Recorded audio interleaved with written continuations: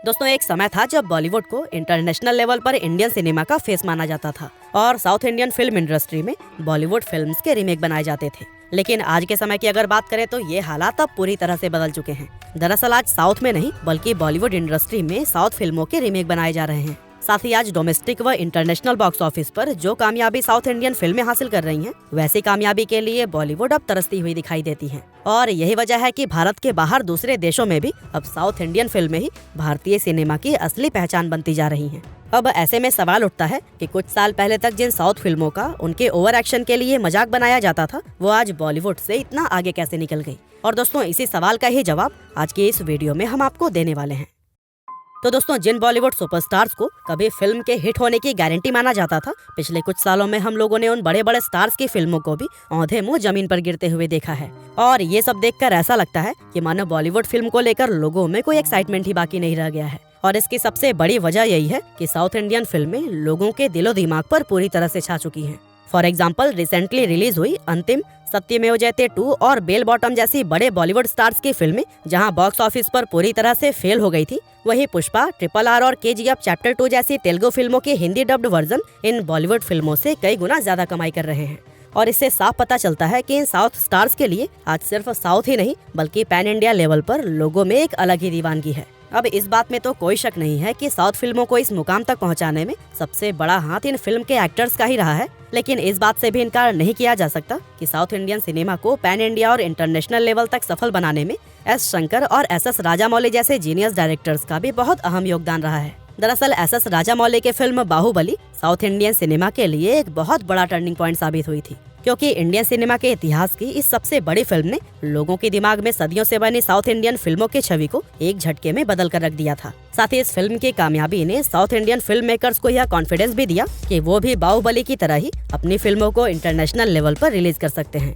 अब अगर आज की बात करें तो हालात यह है कि लोगों से अगर इंडियन सिनेमा की ऐसी अपकमिंग फिल्मों के बारे में पूछा जाता है जिनका कि उन्हें बेसब्री से इंतजार है, तो ऐसे में ज्यादातर लोग आदि पुरुष और सालार जैसे साउथ मूवीज का ही नाम लेते हैं, जबकि उनके मन में किसी बॉलीवुड फिल्म का ख्याल तक नहीं आता है।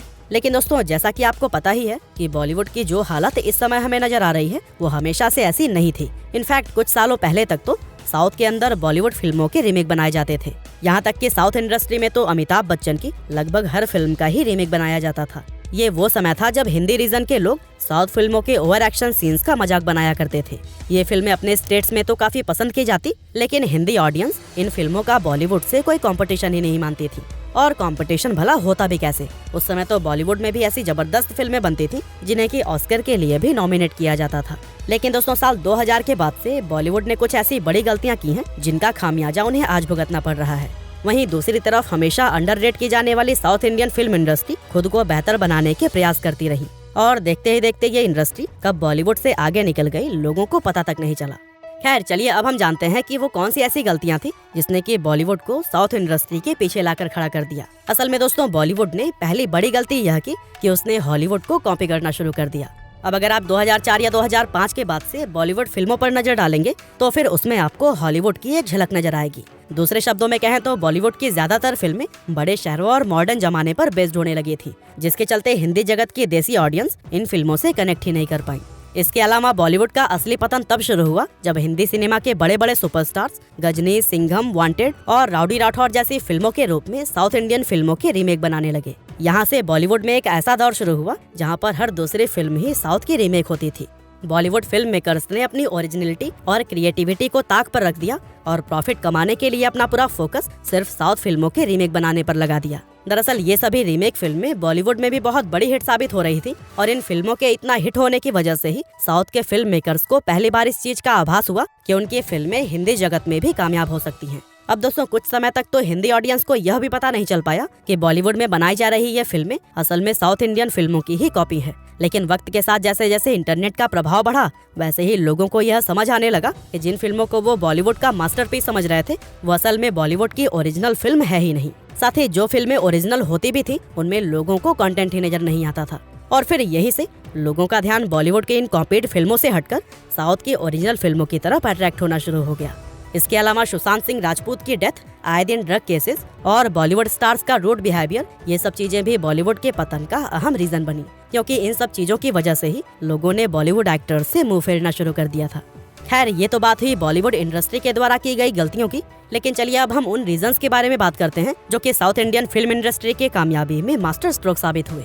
तो दोस्तों, साउथ इंडियन फिल्मों को पैन इंडिया लेवल पर सक्सेसफुल बनाने के पीछे जो एक चीज सबसे ज्यादा अहम रही, वो थी वहाँ के फिल्म मेकर्स का बड़ा विजन। दरअसल उन फिल्म मेकर्स ने अपनी फिल्मों से इंडियन कल्चर को कभी भी दूर नहीं होने दिया और हमेशा ऐसी फिल्में बनाने की कोशिश की जिससे कि आम भारतीय कनेक्ट कर पाएं। इसके अलावा हिंदी ऑडियंस के बीच में साउथ फिल्मों का ट्रेंड लाने में टीवी का योगदान भी बहुत ज्यादा अहम रहा। आपको याद होगा कि इंदिरा द टाइगर और मेरी जंग, वन मैन आर्मी, ये टीवी पर आने वाली कुछ ऐसी फिल्में थी जिन्होंने हिंदी ऑडियंस को पहली बार साउथ इंडियन फिल्मों का चस्का लगाया था और इन्हीं फिल्मों की ही बदौलत हिंदी सिनेमा जगत में साउथ फिल्मों के आने की शुरुआत हुई थी। साउथ इंडियन फिल्मों को अपने स्टेट से बाहर एक बड़े लेवल पर ले जाने की जिम्मेदारी सबसे पहले डायरेक्टर एस शंकर ने संभाली, जिन्होंने रोबोट, शिवाजी द बॉस और अपरिचित जैसे ब्लॉकबस्टर मूवीज बनाकर देश को यह मैसेज दिया कि साउथ इंडियन फिल्म इंडस्ट्री में भी बॉलीवुड के लेवल की फिल्में बनाई जा सकती हैं। और फिर इसके बाद से साउथ सिनेमा को आगे ले जाने की कमान एस राजामौली और प्रशांत नील जैसे दूसरे डायरेक्टर्स ने भी संभाली, जो कि इन फिल्मों को बेहतरीन स्टोरी व कमाल के वीएफएक्स और सीजीआई के दम पर बॉलीवुड से भी एक कदम आगे लेकर गए। इन सब के अलावा साउथ एक्टर्स की जबरदस्त acting skill, down to earth nature, humble behaviour और उनकी सिंप्लिसिटी ने उन्हें लोगों का फेवरेट बना दिया। और यही वजह है कि आज पैन इंडिया लेवल पर साउथ के ये एक्टर्स फैन फॉलोइंग के मामले में बॉलीवुड सुपरस्टार्स को कड़ी टक्कर दे रहे हैं। और दोस्तों, यही वो सभी रीजंस हैं जिनकी वजह से आज साउथ इंडियन फिल्में हमें बॉलीवुड से आगे निकलती हुई दिखाई देती हैं।